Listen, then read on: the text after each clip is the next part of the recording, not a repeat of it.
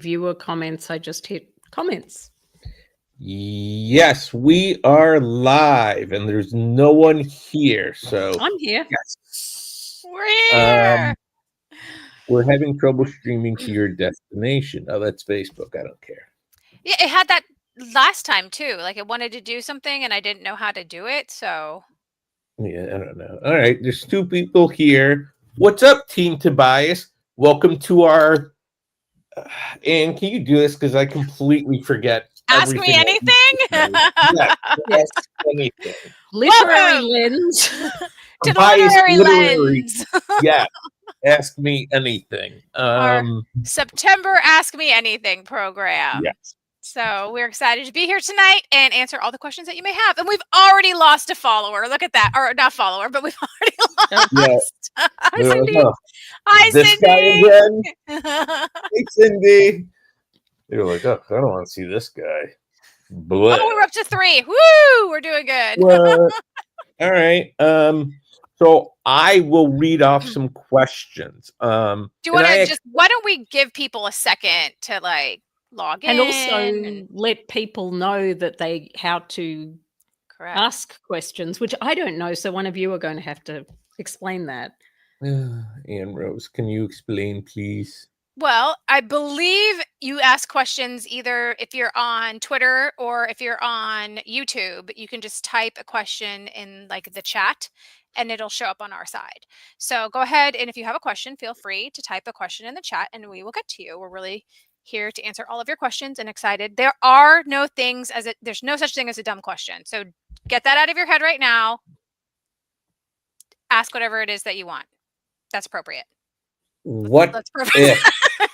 What if the question is this a dumb question? No, it's not a dumb question at all. Okay, just making sure. You know, just doing my due diligence. I tell everyone I have to do my due diligence. That's when I have to ask questions I don't want to ask. You know, like, oh, what's going on with this? I'm just like, look, man, I'm doing my job. You know, we all got stuff to do. Yep. Command, does this mute me? Oh, goodness. Okay, so why don't you guys practice by dropping in the chat where you are joining us from so you can see how that works.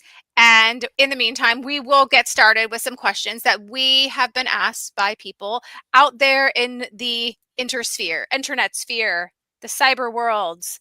So the interwebs. The interwebs. Thank you. Thank you very much. Cindy on Instagram had a question. So I have a question about going indie to trad. Is it even worth it to query?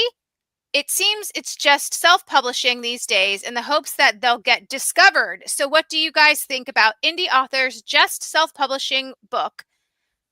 Indie authors just self-publishing book after book after book in the hopes that they'll eventually line an agent. Can we type that into the chat thing so we can make it pop up on the video? I have to figure out where over there it is over here. Yeah, hold on a second. Yeah, you guys start answering and I'll make it happen. Anne is very fancy and has like 5 computers in front of her. I absolutely do.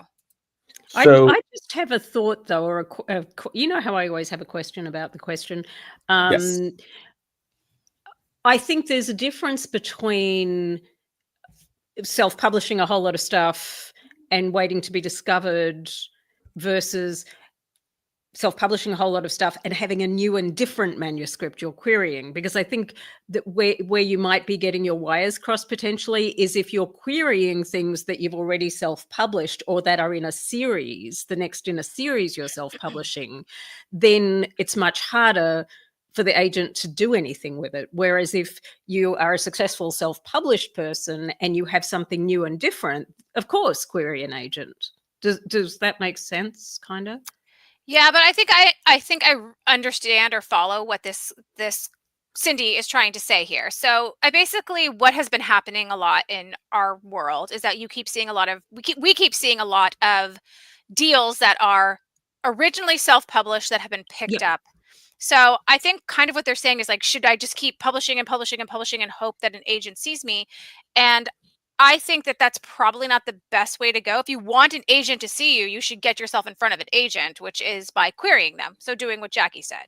So have a new project that you have not yet self-published and send it in and query agents if that's your goal. If your goal is to get an agent, then you need to reach out to agents. We're not scouring. I mean, some of us do scour through indie authors, but in an inbox, you're going to be one of like 100 a week, right? Of queries. In Amazon, you're going to be one book of 10 million.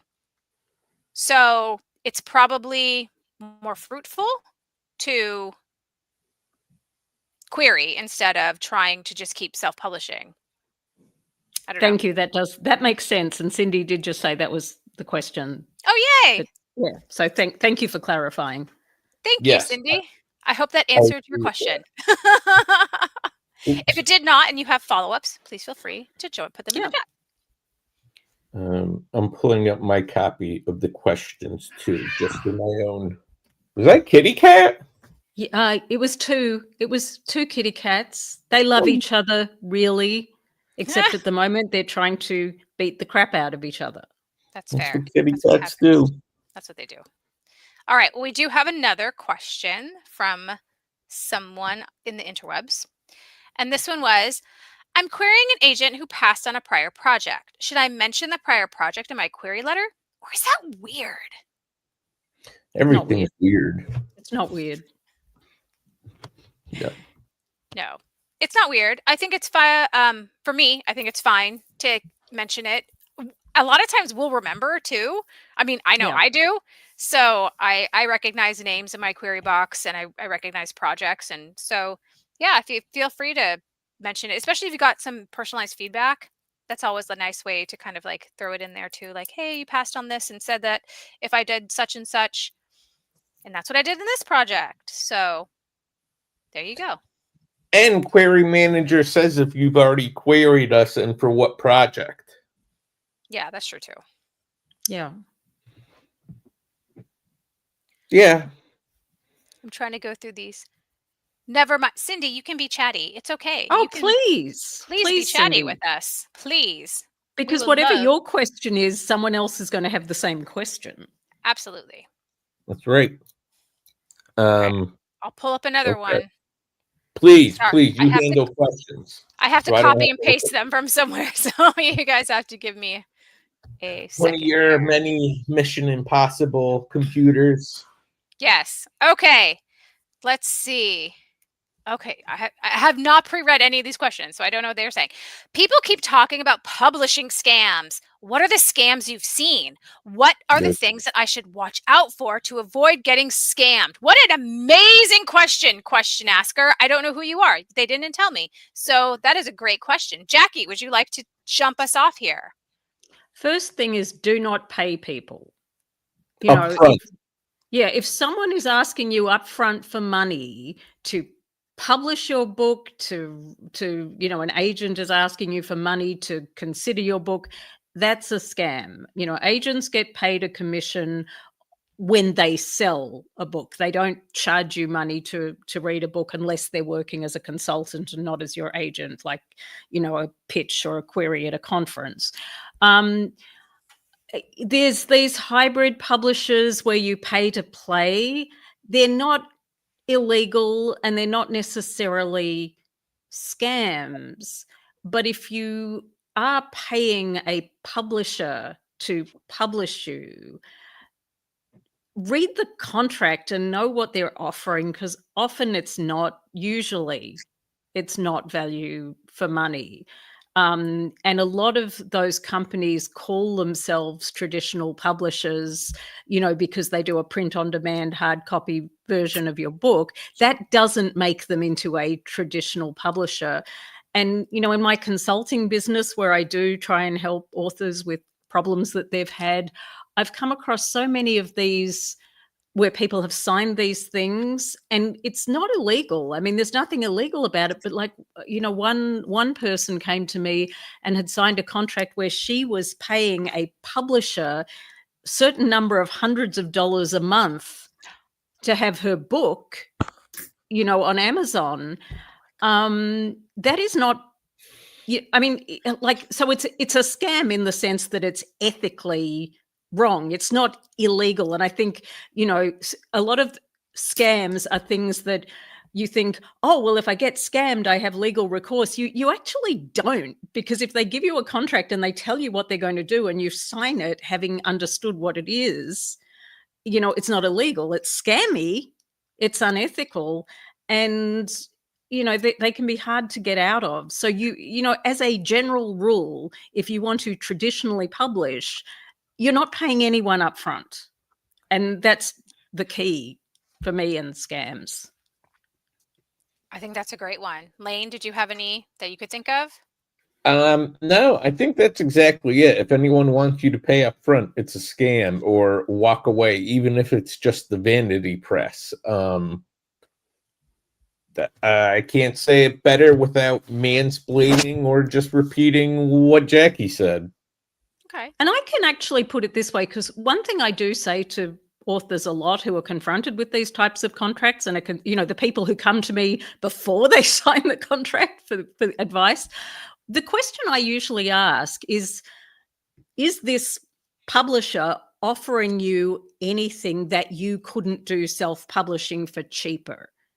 And you can calculate those costs easily, because you can go to Amazon or whoever and say, well, this is how much it costs for me to put an ebook together. This is how much it costs for me to have print-on-demand versions available. You can do that calculation. And I think usually you will find that the publisher is offering to do exactly those things for like 10 times the price.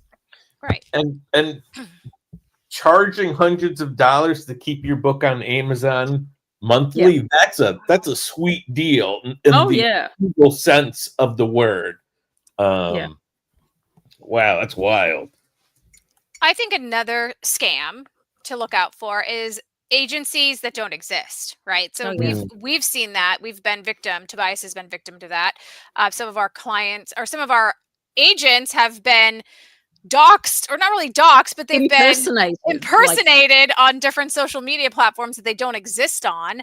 So those are all very scammy things. So I think that when you're looking to query too, that just look at the agency, make sure it has sales, make sure that the agents that are there have sales. I always say that there's nothing wrong with new agents and there's nothing wrong with new agencies, as long as there's something else to balance them out, right? So a new agent at an existing agency is fine because they have help and support to be able to do all the things. A new agency that has an agent that has been working in agenting for years and years and years, again, they even out because they know what they're doing. They've been doing it for years and years and years and years. So that is something definitely to look for when you are querying.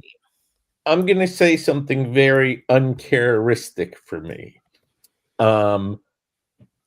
I think, don't be afraid to email the agent at their official email before you start paying out, because I've gotten emails from people saying, hey, I paid out $3,000 to this person. Is it really you?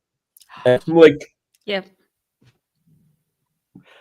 I'm just like, can I give you $3,000? It's the worst feeling in the world. I'm sure they feel 1,000 times worse, but I would rather get 10 of those emails than have that on my shoulders, knowing that this person got ripped off and under your name. Yeah, it's an awful effing feeling.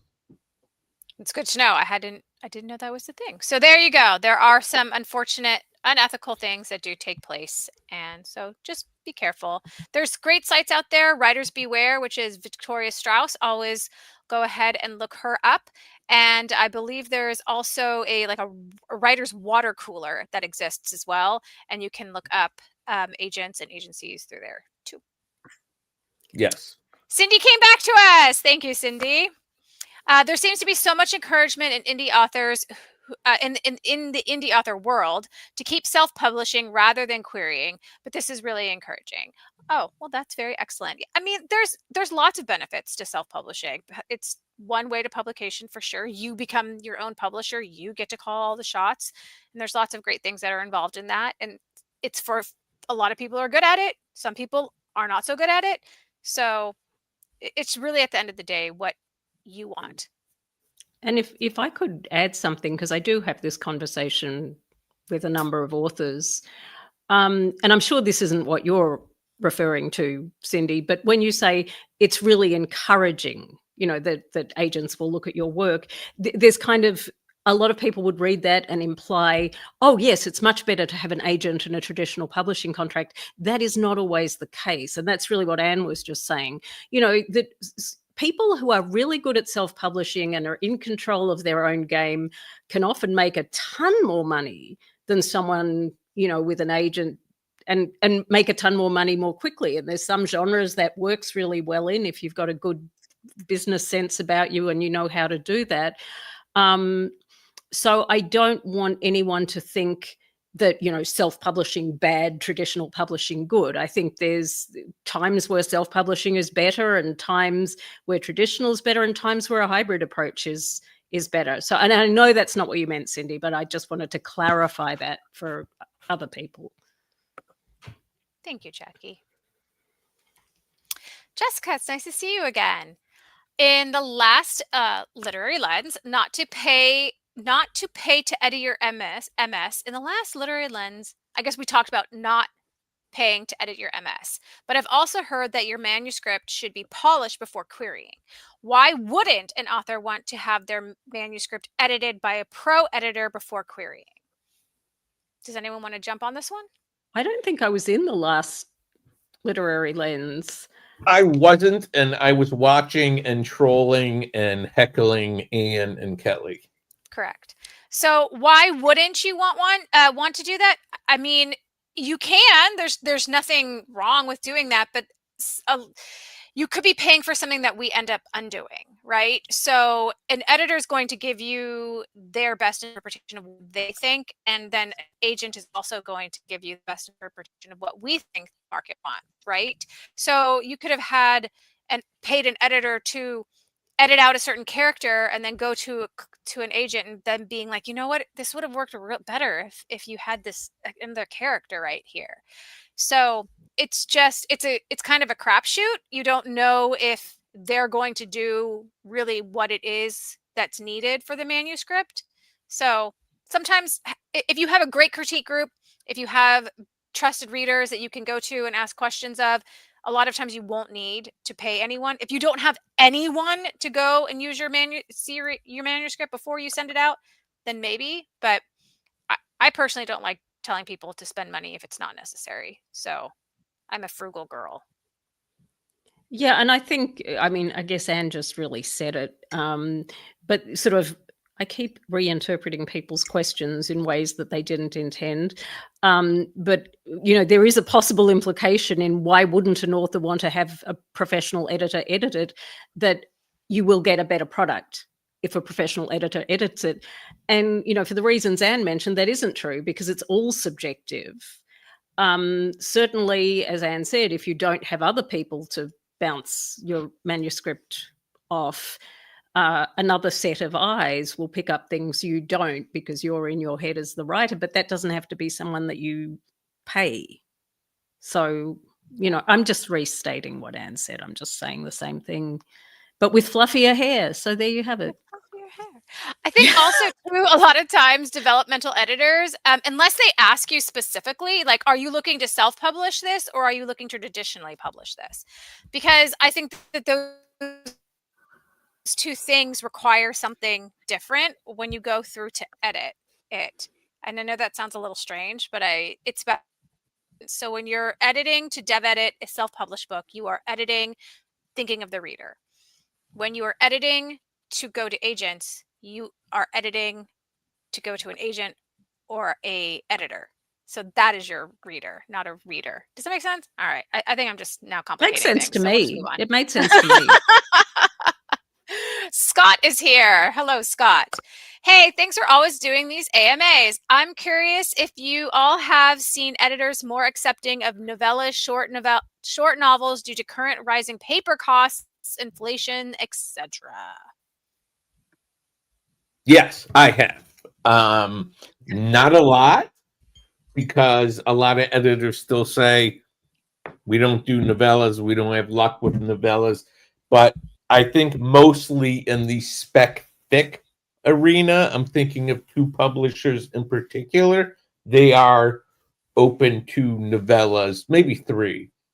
And I've routinely sold novellas, and I've sold novellas that have become novels. So, yes, but not many. I think too, in the middle grade space, we're looking at editors who are calling for some shorter middle grade novels to kind of hit True. that lower end of middle grade. But overall, I'm not seeing a ton of like requests for shorter things. Yeah, I think what we're probably seeing more of is editors being very selective about whose books, what books they acquire as standard books, like people with a proven track record, or Stephen King, anything he writes will sell. So I think it's more same thing, but more emphasis on is the publisher more certain they can make money on it than, hey, we want to make more littler things. Yeah. Okay, Jessica, you repeated your question. I think we answered it. If we didn't, let us know in the chat. Otherwise, we're just going to go on to this question here that I'm posting. Mhm. And now highlighting from here. Let's see. I've noticed that most of the agents I'm querying only take queries via email. Is there a reason why?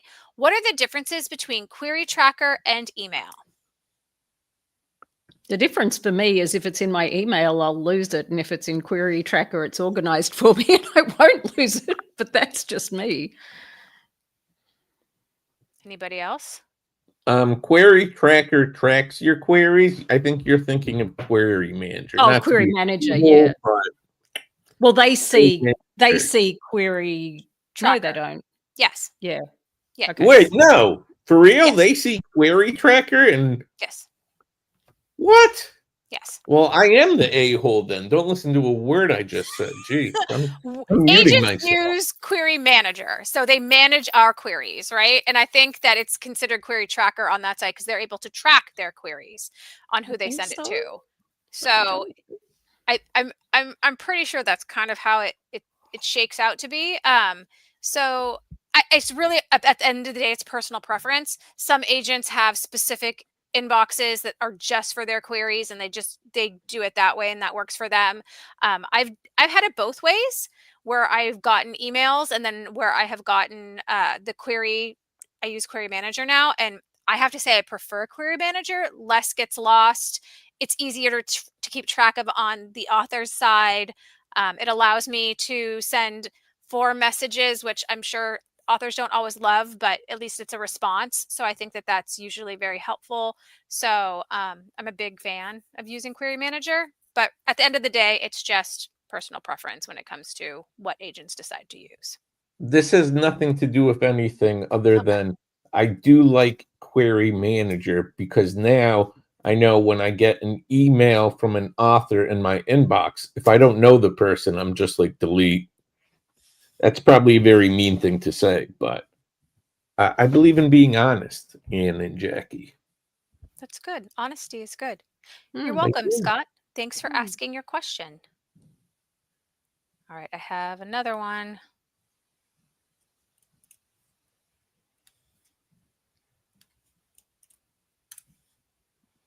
So slow. Here we go.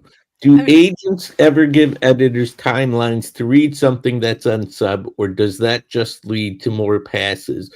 Ooh, this is a constant conversation that I'm not going to touch first. Why? Because obviously I don't know what I'm talking about. If I didn't know authors were seeing Query Tracker versus Query Manager, which makes sense since they're not managing queries, they're tracking them. I mean, I think that this is a different conversation, so you can have your opinion on this. Jackie, do you want to chime in here? Yeah, and I mean, it is a constant conversation. And I think there are sort of different circumstances. So where I am the most likely to give editors timelines is if I'm doing an exclusive submission. So if I know that there's a particular interest, a particular fit, and I'm giving it to an editor to have a first look, and then I'll, put quite a tight timeline on it. If I'm doing a more general submission, I will typically not put I know some agents do. I typically don't, but I do nudge, I do follow up. So, for example, if the editor hasn't confirmed receipt within a couple of days or a week to a week I'll say, did you get it? Can I assume that you have the thing? And then I'll follow up, some weeks later, depending on the size of the and type of the project, and say, can I have an update on this? So I'm not kind of setting a deadline unless I just, I'm really just not hearing from an editor, and I'm either they're not getting my emails or they're too busy and they're not interested, and I might want to send to someone else at that house. I might say, okay, if I don't hear back from you in a week, I'll assume it's a pass and I'll move on. But I do know some agents who are more sort of robust with deadlines. So I'm curious as to what other people think. I just think I can now like people's comments because Jessica said, I love your honesty over here, Lane. Yeah. So now I'm zipping up. You're supposed to be answering the questions. So then I will answer. I don't like giving timelines because I always give bad timelines. I usually say, hey, how about this long? And they're like, oh, that's not long enough. Go F yourself. And then sometimes I'm like, how about this long? And they're like, oh, that's too long. Go F yourself. So I'm just like, I don't like giving timelines, but then I end up giving timelines. I think I nudge enough that I don't really need to give timelines, because after a month, I'm like, hey, what's up? Just because I'm impatient, and I think, I don't know, I want to stay on the radar, even if I know they're not going to get to it for another 3 months. That's fair. I agree with both of you. So I don't generally do it unless there's a reason, like Jackie said. So, and I do follow up and keep a very detailed spreadsheet. So, okay. All right, y'all, we only have one question left in our pre-whatever questions. So either y'all come up with some questions or we're just going to start rambling about things. So here's our last one that I have. Hold on, then I want to ask you a question about your follow-up. How often do you follow up? It varies. We've had this conversation, and I'm curious to know if you've changed. No, I haven't changed much. I hate telling people they have more work to do. So I usually keep my nudges very, very low key. Like, coming from corporate world where you have 500,000 things to do all the time, I don't think anyone needs a reminder, hey, you have more work to do. So it's one of my least favorite things. I do it begrudgingly because I hate having to do it. So like every 6 months? Oh, no, way before that. Okay. Way before that. But still, it's one of my least favorite activities. Let's put it that way. I think that's a fair way to put it. All right. Is it normal for agents to ask you who you want to sub? Or is that something they typically come up with on their own? I'm sure we all have different responses to that. So I'll go last. I mean, I had a conversation earlier today briefly with Nat Morris, who's the head of our Kidlit department, and she was talking about she raised the issue of clients. I mean, I do talk to my clients about like who I'm subbing to, and my sub list is completely transparent and they can look at it any time. But she was talking to me about clients who say, I would like to sub to this, and this person. And sometimes that's useful and sometimes that's not useful, depending, I guess, on how well informed the client is, or how well the client, does the client actually know this editor that you wouldn't have thought of subbing to? So, I mean, I do think when you're targeting specific editors, it is kind of case specific. I typically tend to sort of give my clients a rough list of what I'm thinking in terms of subbing, and just say, is there anyone on here you really don't want me to sub to? And then I finesse it a little bit, and then I send it out, and then I just have a spreadsheet that I share with them so they can see what I'm doing. Some clients don't care. They're like, yeah, I don't know, you do whatever. And some clients are, there's an imprint I don't want to submit to, or this or that or the other. So, I mean, I'm fairly conversational and transparent. What do other people think? I do the same, but a little bit different. So again, I'm very transparent. I open the conversation before I usually already have a sub list kind of going on in my head as I'm reading and editing and all those other things. But before I send them a sub list, I always say, hey, is there anyone that you're interested in subbing? Did you have any idea? If you do, I have some clients that are very particular, and they will give me a list of who they think. And then we'll go through that list together of why we think that they could be good or not, depending on the house and the project and all of that. And I'm happy to do that. I feel like it is an author's book. It is their career, and they should have a say in their career. So that's how I like to do it.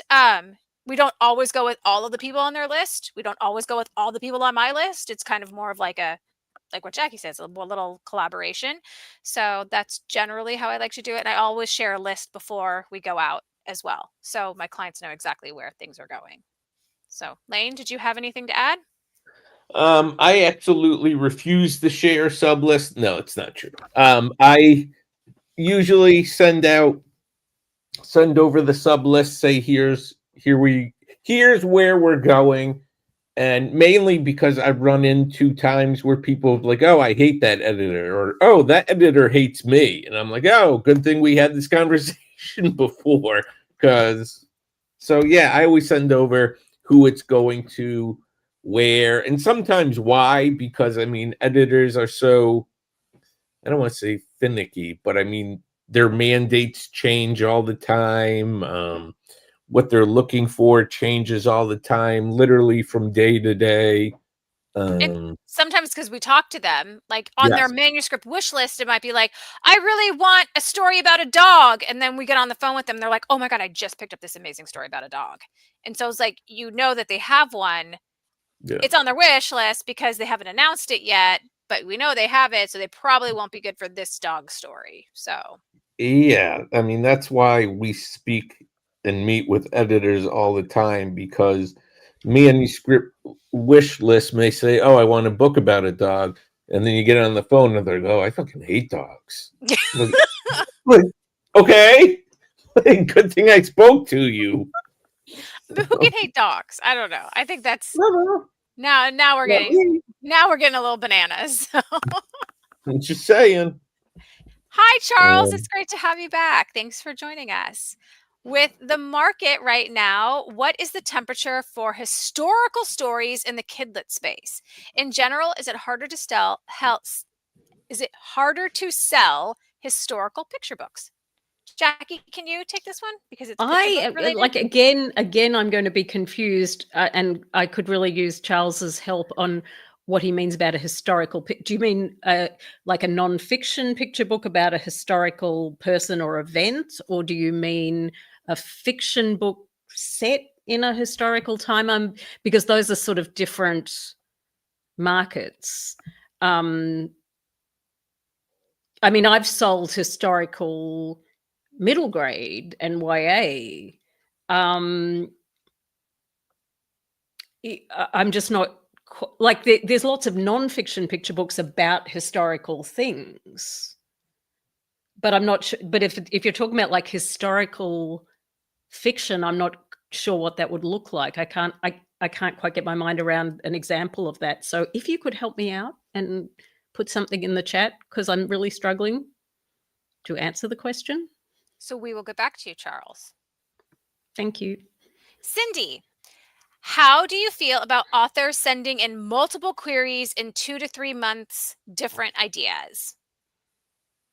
At the So- same time, like, you want us considering more than one book? Not to interrupt you, Anne. I apologize 1,000 times. No, it's fine. I'm assuming that she means that we've passed on something, and then within 2 to 3 months, the author sends something new. That's how I'm reading it. That's if I'm how wrong, I would read it. let us know, Cindy. So we're going to answer it with those parameters. So the agent has passed, and within 2 to 3 months, the author sends something new. How do we feel about that?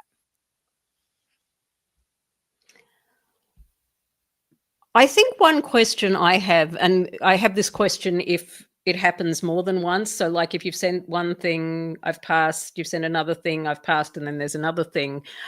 My worry for you as an author is I've already said that there's 1 or 2 pieces that you've worked really hard on that I don't really have a vision for.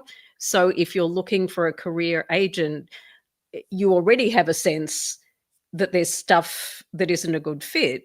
That said, it depends on how you feel about the first thing you queried, because maybe that piece just wasn't ready, and maybe this piece is great. So I've signed people who've queried me multiple times with different projects and they have shelved the earlier projects. They've said, look, I understand your comments about that, and I'm putting that on. And then that sort of works for me. But if you're sending multiple projects because you're desperate to get an agent, and I didn't like this and I didn't like this, but maybe I'll like this, but then you're going to ask me to sell the first 2 things that I don't know how to sell because I passed on them because it's not a fit for my list, either because it clashes with something else on my list or because I don't know how to sell it, then that's not going to be doing you any favors. So I think it sort of depends on what the projects are and your thinking about what you're going to do with the ones I've passed on. I think that's a great answer to that question. I don't think there's really anything you. to add. So I'm always open to send me anything. I don't really care. But those are good points that you bring up. Cindy also would like to know if there's anything off limits that is too grotesque. So I think this is a Lane question. Yeah, I don't like seeing. I think on-screen abuse and animals got to live. Murder all the people you want, but if I see an eagle get hurt, I'm gonna be like, I don't want to read this book. But if a kid gets run down by a car, okay, cool, whatever. I mean, you had to pick a child, didn't you? See, that would be my limit. My limit would be dead children. I cannot. Kid. As long as the kid's not getting abused and is equal game like all the adults, okay, whatever. But animals, That is his line. That is Lane's line. And Charles has come back to us. Oh, so thank you. Thank you, Charles. So in this case, it is about a historical event, but can be approached both by nonfiction or fiction. I mean, I may be saying this because I do more nonfiction. For me, nonfiction with a historical event would be a better bet because you could tie it into, school and library curriculum and have that market, whereas I think fiction can be more tricky because with fiction you're really also aiming a lot at the trade market, and I don't see that many historical fiction picture books. That's why I was saying I was actually confused by what you were asking if it was fiction, because I just don't see that many. So if you're trying to decide, I would suggest nonfiction, because if you can find a sort of a hooky, engaging way into a historical person or event, I think there's definitely a school and library market with some crossover trade appeal usually, whereas the other way around with fiction, I think it can be trickier. I may be wrong. We should ask Nat or Kelly. I think that's a great answer for now, though, Jackie. So thank you very much. Jessica, thank you for bringing this up again. So last week, it was just Kelly and I, we got the question of, should we ever host a first page review? And our viewers thought it would be a great idea. And we said we would bring it to the team. Unfortunately, we did not have a team meeting this week. So we didn't talk about it this week, but did we bring it up in the, I don't know. I don't remember if we talked about it. So we've had Jackie away. So Steffi was away. I was away. So Kelly, now we're Kelly here, Joe. and That's that's a good question. So Lane, as the owner, I am okay with those as long as I don't have to participate or say anything. Because one of the first conferences I went to had something like that. And I made comments about this page about it was a ballerina memoir thing, and I thought it was fiction. And I was just like, oh, this doesn't make sense, blah, blah, blah. This can't be awful things. And I notice a woman in the front is bawling her eyes out, and I'm like, I fucking suck as a human being. I was like, shit. So I no longer take part in those because I can't have that on me. that's fair. Yeah. I'd be up for it. Jackie, would Me you too. be up for? Okay. I think those are really useful. I think they're really fun. I think there would be a question about how we would anonymize them, because I think it's a good idea to anonymize them. But I think Chelsea could probably handle that if they came in before, like if we had a deadline to send them in and then they could be Yes. anonymized. I think that's a great idea. So we will get with our social media maven and see if we can get that set up and maybe put like a link out there and do something within the next coming months for first pages. So thanks for reminding us, Jessica. Thank Appreciate you. And Chelsea's our social media manager, Oh, just sorry. so everyone knows. Yes, you Let's call probably her see her The plugging these. maven. Yes. Mm. Yeah. She's Hi, amazing. friends. Late but finally here. Hope we're having a lovely Wednesday. I don't know. Are It we? is. We are. I am. Thank I have you. my herbal tea and feeling good. We hope you Good. are having a lovely Wednesday too. Hmm. As we approach October, I'm curious if you all have certain horror wants tropes you'd like to see in your inbox. Again, Lane, this question is for you, I assume. Every month is October for me. I always want to see horror. And it's hard for me to say the tropes because apparently I am very literati when it comes to my horror. And I'm looking for commercial stuff without being tropey. So I want zombies, but they have to be in a fresh way, but it also has to be commercial. For example, the new 28 Years Later didn't do it for me. That's all I'll say. I haven't seen it, but isn't that just kind of cashing in? Aren't they still riding on the first one? Yeah, but I mean, it's not really a zombie movie. I mean, Oh. it's just kind of like this kid has a dad, they go out and do stuff happens, and then the kid grows up and, his mom has cancer, and it's sad. I think that's a good point, though. I think that's pretty much with any stories. We're all looking for something that feels a little bit like, oh, I haven't seen that before. Right? Yes. So. Yeah. Like a zombie story from a dog's point of view? Fuck yeah. Those are for Lane. Perfect. Mm-hmm. All right. What are we reading right now? Excellent question. You are not reading that right now. You've probably already read it. Nope. I am reading it again because there's so many essays in there. Everyone should be reading Grady Hendrix's essay. And I mean, the essays came in so much at different times that I was just like, I don't have the time to read all this. Okay. Jackie, what are you reading right now? I just finished, and I would totally butcher the author's name if I said it, because I haven't read any of her other books, and now I want to. Thank you, Lane. I just finished Una Out of Order, which I didn't expect to enjoy, and I really enjoyed it. I thought she pulled off a, kind of a magical realism, speculative trope really well. So I'm going to read her other stuff now. Excellent. I'm right now in the middle of a nonfiction book because I'm getting ready to start a new book, but I'm going on a trip, so I haven't started it yet. So for fiction, I haven't started a new book yet. But for nonfiction, I'm reading this book. It's called Women Living Deliciously, and I think it's fantastic, and I highly recommend it so far. I haven't finished it yet, but I already love it. So that is what I'm reading. All right, from Jessica. Typically, how many editors are on your sub list for one manuscript? Lane, why don't you start us off? It really varies. Some books there aren't that many editors out there for. Other books there's like 50. It really depends on the book. And that's where I'll finish that because I lost my train of thought. I was thinking about what Charles asked next.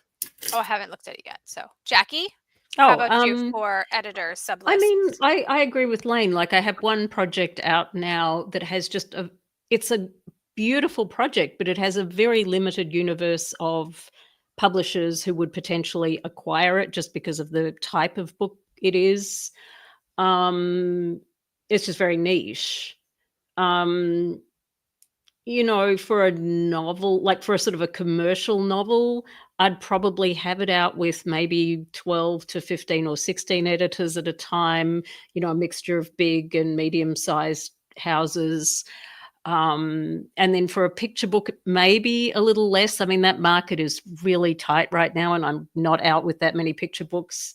Maybe, you know, 8, 10, maybe 12, depending. See, in picture books, as I said a minute ago, I tend to do more nonfiction than fiction picture books. And that also is just a more limited market. There are a handful of there's a lot of publishers who do kidlit nonfiction, but there's a handful who do it like really well, who I want to go to first, and then I'll broaden out to others. I'm just going to co-sign what you said, Jackie. Okay. Excellent. We have more questions. So, Jessica, again, piggybacking on Cindy Q's, is it normal to have authors that you're not a fan of their entire portfolio, but you sub the MSs that you vibe with? Yes. Lane? Yes. No, I would say yes, because bear in mind that we tend to be agents who rep authors for their careers. We don't do the one project. So we are, you know, as you suggest in your question, we are looking at a body of work. And sometimes it's not so, I mean, sometimes there is just a manuscript that I don't vibe with, but sometimes there's a manuscript that I like, but it's the wrong time in the market. It's something we might come back to. Sometimes there's something that might need a little more work, but the author isn't really feeling it at that moment to do the revision and wants to do so, you know, so it's sort of this ongoing conversation. But I'm sure I've had and have authors who've sent projects to me and I've just gone, no, you know, like I just have no idea what I would do with this. It's not, no, that's a terrible manuscript, or no, I hate it. It's like, I don't know what it is. Like, I don't know how I would position it in the market, and I don't know how I would ever position it because I can't figure out what the genre is or something like that. So it typically isn't, I personally just don't like it. And, you know, unless it had like, you know, like torturing children, which I just, you know, that's like Lane, it's dogs, me, it's children. I just wouldn't vibe with that. There's things I don't vibe with, but I would tell my clients that. So if they were writing a lot of that, I wouldn't have signed them. So I also, and you probably do this too, Jackie, I have lots of conversations with my clients before they start writing. So I try to avoid having a situation where they write an entire 80,000 word book, send it to me, and me being like, I don't know what to do with this. So we have conversations early and consistently along the way to make sure that everyone's on the same page, so that no one is wasting their time. I do not like anyone wasting their time writing things that I don't want to say shouldn't be, but you know, that they'd have more success with other things. So let's see. Alligator zombies, Lane? Are you into that? Oh. No, because alligators are terrifying and real and eat children and animals in Florida, and that just makes me sad. Okay. Also, Zilla is very pleased that you didn't like 28 Years Later as well. Oh, good. I'm glad. I am not going to see that movie. I didn't mind the first two. I'm not a great horror person, but in film, I don't mind books, but in film, I don't watch a lot of horror. But I am not watching 28 Years Later. It really wasn't that much of a horror. It was just like this kid and his dad go hunting, and then stuff happens, and I don't even know what you guys are talking about. So that just tells you how much I know about this Oh, movie. Anne Rose, you No never clue. know anything. No idea. It was actually the franchise that originally launched Cillian Murphy. He broke out in the first movie. One. Yes. The amazing actor. Yeah. Have I talked to him and not known it too? I have no idea. You may have. It's possible. Probably. Hey, you're going to a country where he might be. Oh, true. I still don't know who he is. So I have no idea. So anyway. All right. How are you and other agents in your circle handling your slush piles going into the holiday season? Can querying authors expect even slower reading times? I'm so sorry. I want to cry when I read that. This is not an appropriate question for me, so I will sit it out. Because you are the slowest? Lane is the slowest. And I'm not open to queries, so it's not relevant. Although I could announce it here, but maybe I shouldn't because it's unfair. I'm actually thinking of opening selectively to nonfiction because I've realized. Why are you doing that, Lane? So it was a surprise face, like you said. I shouldn't announce it here because it's not fair. But then you announced it, so I was pretending to be a No, guest. I said I was thinking of it. I said I was thinking because what's going to happen is I'll open to nonfiction, and then a whole lot of people will send me stuff that isn't nonfiction, and then I'll have to be mean and say, "Really, I'm just not looking for this right now." I have a form letter for that. So okay. But I just feel mean. But then again, I feel like if I say in my query header, here's what I'm looking for, and I guess that's fair enough. I have a form letter that says I'm not open to this specific thing right now. Oh, okay. So try again later. But because right now I'm not open to middle grade because I have a lot of great middle grade on my list. But I am open to everything else currently. I mean, I still have some queries in my box from February. So I don't know what that says about me, but awful. We're all doing the best we can. We are all doing the best we can. So the publishing train, I like to tell it's the publishing train. The publishing train is slowed down. And so when editors are not getting back to us, we can't get back to authors because we can't take on new projects until the other projects kind of clear the queue. So everything's kind of slowed down. So we're all doing the best we can. We're very sorry. And I think, I don't know if it'll get slower. I hope not. But I can say that we are all doing the best we can. Jackie, can you say that word too? What word? Q. Q. Like the Q, you're in the queue, the K, the quay. Yes. Standing in a queue. Okay. Why? I don't know. I thought maybe you would pronounce it different because Q hit my ear, and I was like, "Is that how I say it?" And I then think it is. I got into this whole spiral of pronunciation in my own head. Although, interestingly, in Australia, I don't know if they do now, but certainly when I was growing up, we didn't have the saying "under the gun" because we didn't have guns, and it wouldn't have meant anything. So we said "under the hammer." Oh. Why hammer? No idea. Because they had hammers. We had hammers. Interesting. So it's the idea of having to move quickly, right? So yeah. That makes sense because if you're under, you'd want to move. You don't want to got to move. I get it. Makes sense to me. Under the truck, you could say that because you want to get out from under the truck. But too. When would you be physically under a gun anyway? Exactly. When would you be under a hammer? Yeah. Okay. I mean, this is America, Jackie. I'm just all right. Moving on. Anything you are specifically looking for or want to chat about? Your wish lists. Does anyone nonfiction? Nonfiction. Money. Yeah, I really like serious nonfiction by experts because it's easy to sell. It's interesting because I'm stupid and don't know what you're writing about, which is why I love representing scientists because I get inside information. And I'm like, hey, man, I have this thought about this. What do you think about white holes? And actually, one reason I was thinking about opening to nonfiction is I was chatting to my client, a client of mine who is a musicologist whose book is coming out next year. And he is writing all about the AI music revolution because he's a musicologist and he's an AI expert. And I'm so interested in like AI and publishing law. And speaking of vibing, I really vibed with him when I read his proposal.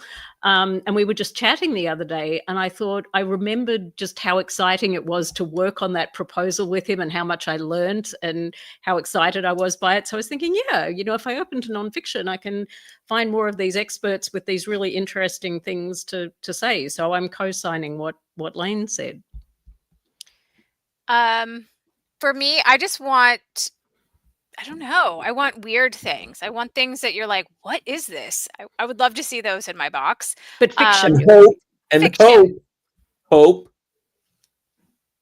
You like stuff that's hopeful. I do like things that are hopeful. I do. I do like a hopeful ending. I do I will take some nonfiction, but it has to be really like feminist, female centric. So that is where my little sweet spot is. Hence why I'm reading a book called Women Living Deliciously. So that's that. I still am looking for a lesbian cowgirl romance. I think that would be fantastic. Haven't seen that. What else? I don't know. I send me all the things. Send me all the things. And yeah. I will read horror. I just don't watch horror. Horror is too scary for me. Okay. I cannot watch it. I have a sense of TIV. Okay. So I'm very sensitive. I have a sense of TIV, and I cannot watch it with the music and the visuals and all of it. It's too much for me. Yeah. See, I can read horror books. Right. Because you can always close the book and open the book and have the light. It's the music and the violins and it's that. It's that. I can't do it. It's too scary for me. So, Cindy says, if it's that easy to sell, like expert nonfiction, I was thinking about writing about dating. There you go. And that is all of our questions. And we're just about out of time too. So I think it's perfect. Perfect. So that was our September AMA live, Tobias Literary Agency. Our next one, hold on, is October. Let me get the date. I should have done this before, but I don't have my calendar here. Very bad at my job. It would be the 29th. Oh, it's the day before Halloween. I literally just found it, and Ian stole the glory out from under me. Yes, you're on a computer. It's literally, you just touch the bottom corner of the computer.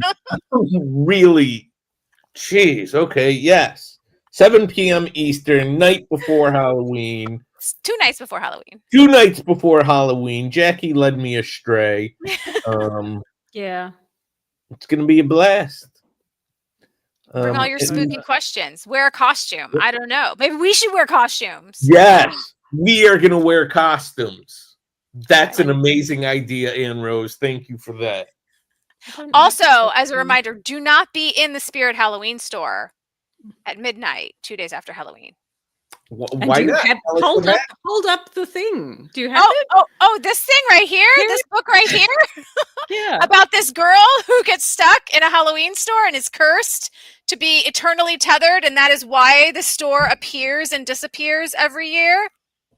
But it's a romance. And people forget her every time the store disappears. That's the trick. I don't know. That's what I've heard. But she finds love. Yeah. So there you go. That's all you need. All you need is love. Oh, Banned Book Week's coming up too. Thanks for reminding of that. Yay. Which my book is probably banned somewhere. So probably.